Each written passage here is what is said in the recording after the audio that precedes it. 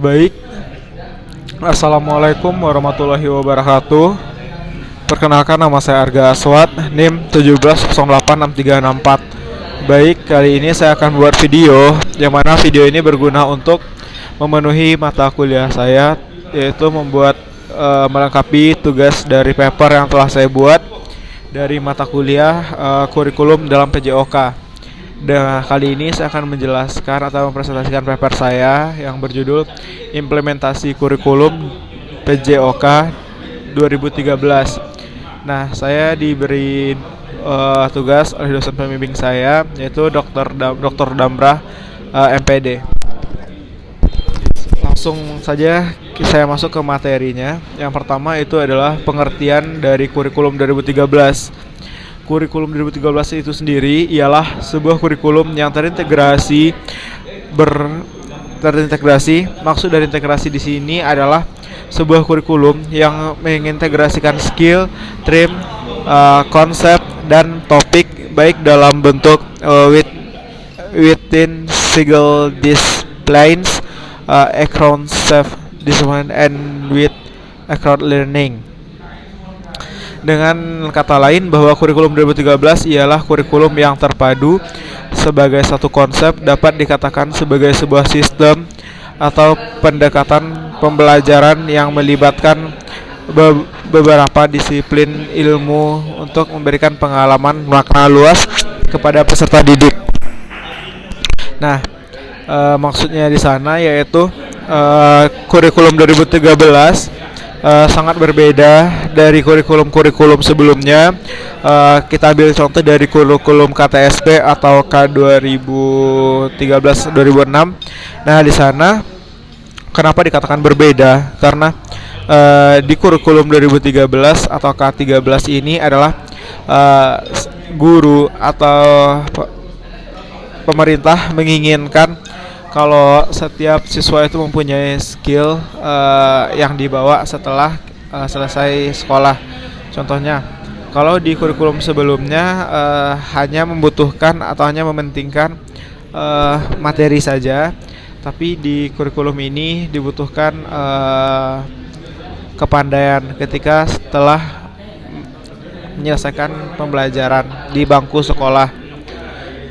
Menurut saya, kurikulum 2013 ini sangatlah mempunyai dampak dan impact yang sangat baik, karena kalau kita lihat dari kurikulum sebelumnya itu siswa hanya cuma belajar tapi tidak mempunyai skill. Nah, oleh karena itu banyak dari yang tamat sekolah dan tidak bisa melanjutkan perkuliahan, maka dia menjadi pengangguran karena dia tidak mempunyai skill atau mempunyai basic yang bisa dia buat kembangkan untuk melanjutkan hidupnya.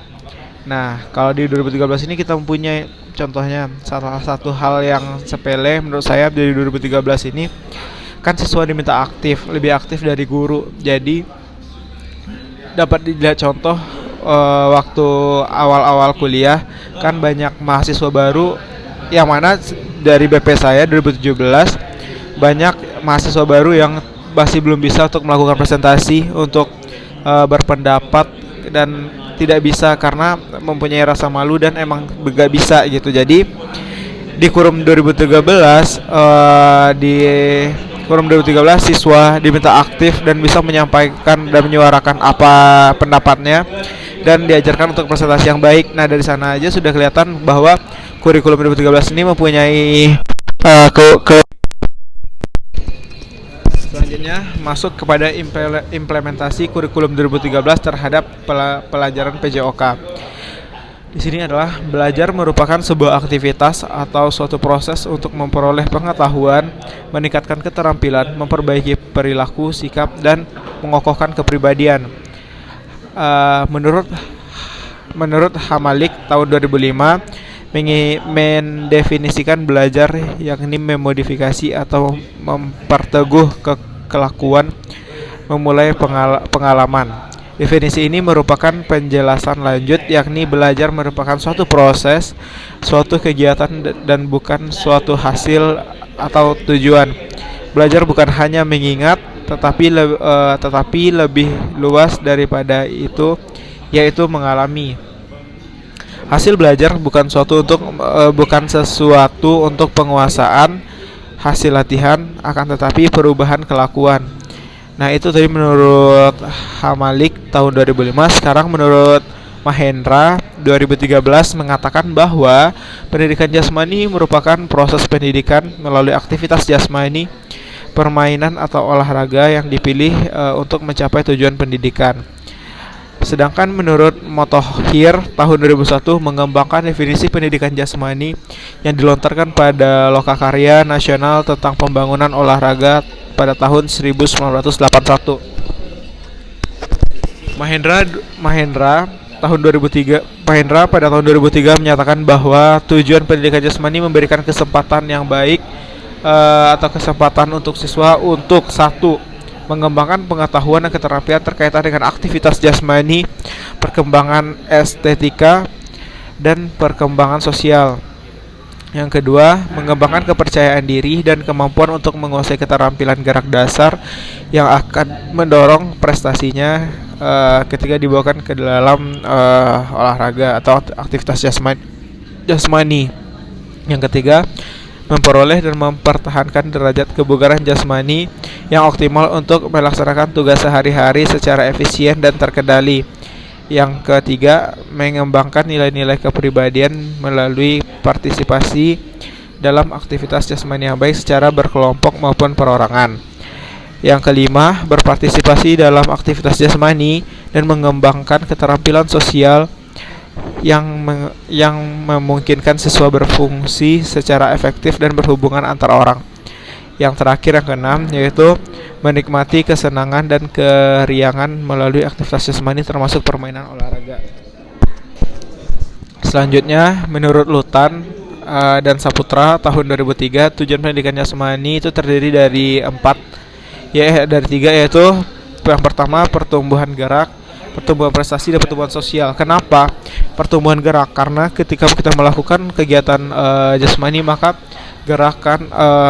kita melakukan pergerakan. Nah, di sana akan dapat tuh pertumbuhan gerak yang banyak dan lebih baik. Yang kedua, pembentukan prestasi. Kenapa pembentukan prestasi? Karena jika kita sudah belajar pendidikan jasmani, jika kita mempunyai basic yang bagus dalam hal tersebut, dalam suatu olahraga misalnya, maka kita lebih baik kita melakukan suatu pertandingan untuk mendapatkan prestasi yang lebih baik, yang mana prestasi ini sangat dibutuhkan dalam kehidupan selanjutnya.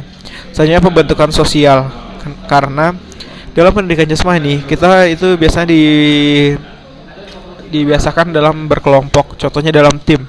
Nah, di dalam tim tersebut dapat terjadinya pembentukan sosial antar sosial. Nah, di sana ketika kita berada dalam satu tim, maka sifat individual kita akan berkurang dengan sendirinya. Selanjutnya, mengidentifikasi tujuan dari kurikulum 2013 sebagai berikut. 1. Meningkatkan pendidikan dan menyeimbangkan hard skill dan soft skill melalui kemampuan sikap, keterampilan, dan pengetahuan dalam rangka menghadapi tantangan global yang terus berkembang. Nah, maksudnya di sini dalam kurikulum 2013 kita sudah diajarkan bagaimana cara kita mengetahui apa hard skill dan soft skill kita. Nah, di sana kita juga diajarkan untuk mengembangkan apa kemampuan dari diri kita yang bisa digunakan untuk kehidupan global yang akan terus berkembang. Yang kedua, membentuk dan meningkatkan sumber daya manusia yang produktif, kreatif, inovatif sebagai model membangun bangsa dan negara. Maksudnya di sini kan di 2013 setiap siswa dituntut untuk mandiri dan nggak selalu hanya menerima apa yang dikasih guru, tapi dia juga dipaksa untuk mencari informasi sehingga dia bisa menjadi produktif, aktif, dan inovatif. Nah, yang mana itu akan menjadi modal untuk dia untuk membangun kehidupan mereka selanjutnya.